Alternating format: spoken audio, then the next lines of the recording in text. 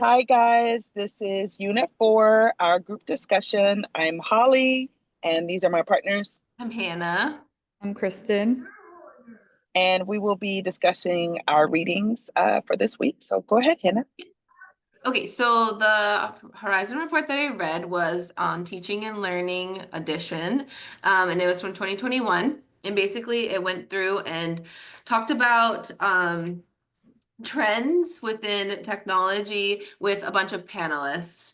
So they went through and they talked about like social and technology, let's see, economic, environmental, and political trends to do with like technology. So one thing that was interesting that I was reading through when I was reading through is that it was written in 2021. So it was still during the pandemic, like pretty, pretty crazy at that time. So the whole thing was actually very interesting, but I did pull out two things that are interesting to me personally. And the first thing is they was talking about under the social trend was mental health issues. And they were talking about how although like virtual learning and hybrid learning is a good option, it also leaves people feeling like isolated and not connected to a community. Um, and so like that's one thing that universities or schools need to think about when they're implementing these types of programs, because although I feel like some people do kind of probably like the idea of like not really having to interact with a bunch of people, but I think there's other people that really need that social connection. So thinking about that when they're implementing like virtual programs and how best they can support their students. The second part of it was environmental, and or the second trend that I really liked. And I liked the idea of the environmental because during COVID, we were like not driving anywhere, or like you're driving like no to the grocery store and you're coming back home. And a lot of people were working from home. And I feel like environmental is like one of my like special interests. So to me, I really like the idea of like not having to drive my car all the time or for unnecessary reasons when I could just be sitting at home and not have to drive all the way to the office and all the way back home when I could do the exact same type of work at home. And even the article said something like, you're probably doing more work at home than you would be doing in the office anyways, by working from home.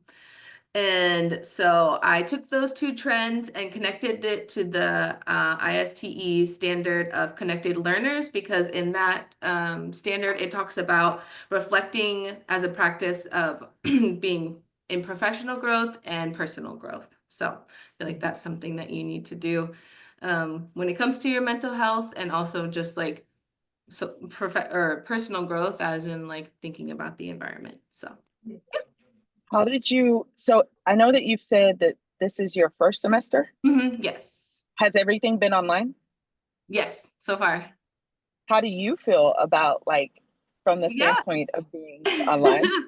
So at first I was like, I don't really know how I'm gonna feel about it, but we have these group discussions, and then we're in another class together. So we also have other group discussions. So to me, it doesn't feel isolating, and also I have like a family and like other like social aspects of my life. I can see maybe how like maybe like a freshman student coming in would feel isolated because it's a brand new world to you. You don't know anyone. You don't have the connections to make. So for me, it's okay, but I can see how it would be difficult for other students.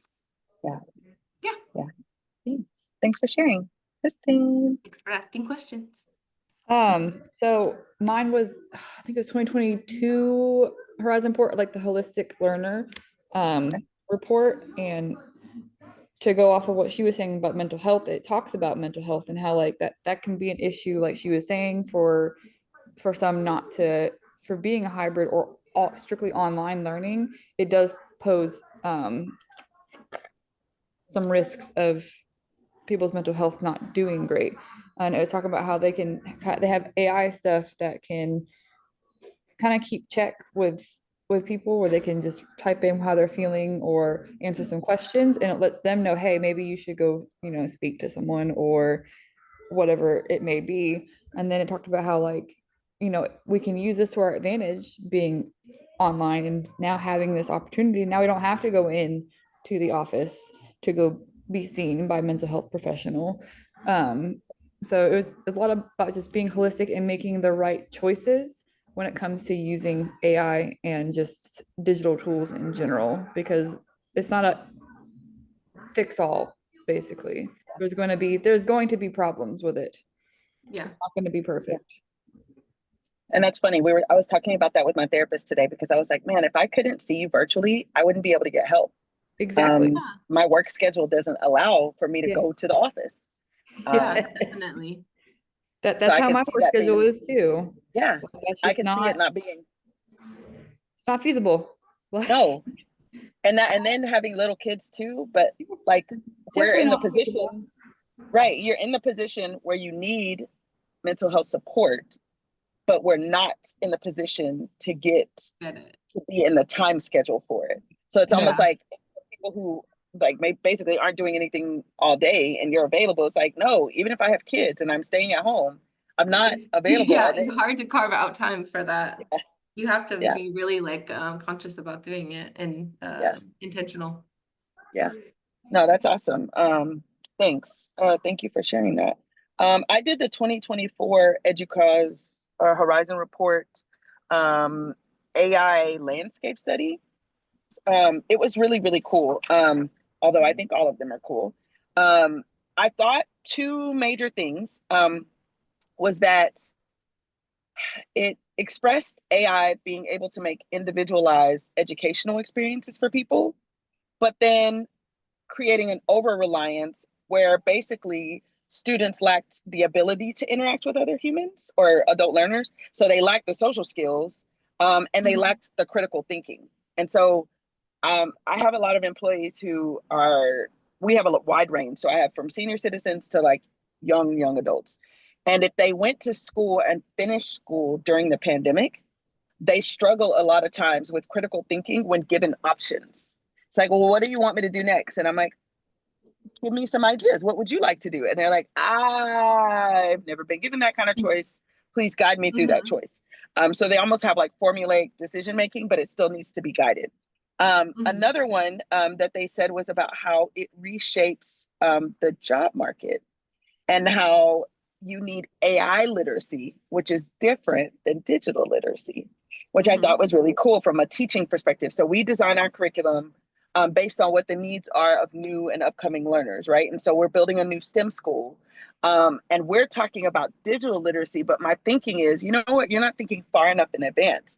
You need to think digital literacy and AI literacy, if that's going to be a part of the curriculum, making sure that children are versed in implementing AI into the curriculum so that they could use it properly as a tool as a learner. So I thought both of those were really cool. As the other reports did, it talked about professional development and AI for educators and fully integrating AI, not just as a research tool at higher levels, but emphasizing to integrate it into education from the basic early childhood levels all the way through higher education. So I thought that was pretty cool. I like that this is a later report. A lot of the other ones I had done was 21, 22. Yeah, I like that this is more recent and post what we consider post-pandemic to see the outcomes of some of the things we experienced. So I liked it. So I have a question for you. I know that previously we talked about AI and how you use it for like creating a curriculum or creating an activity or something like that.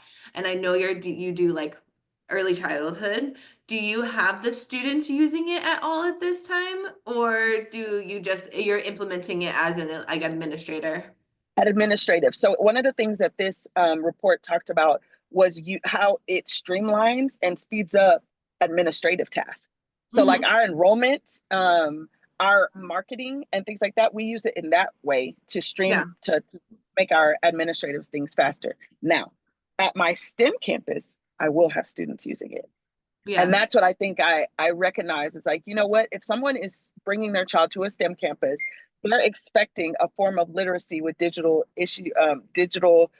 curriculum and digital tools that a person at a creative movement campus wouldn't be.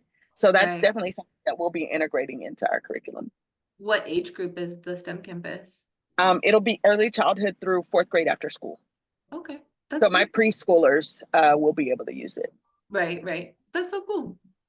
That's Yeah, cool. we're getting a desktop that is a integrated, kind of like a projector used to be, but it's dimensional and it lays flat, and then students participate with it. So they'll have like stuff like that in their STEM lab. So they will be using it way more. So That's so exciting. cool. Thanks for Yeah. sharing.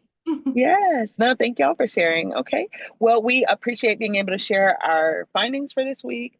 And we look forward to being able to work together again. Thank you. Yeah. Bye.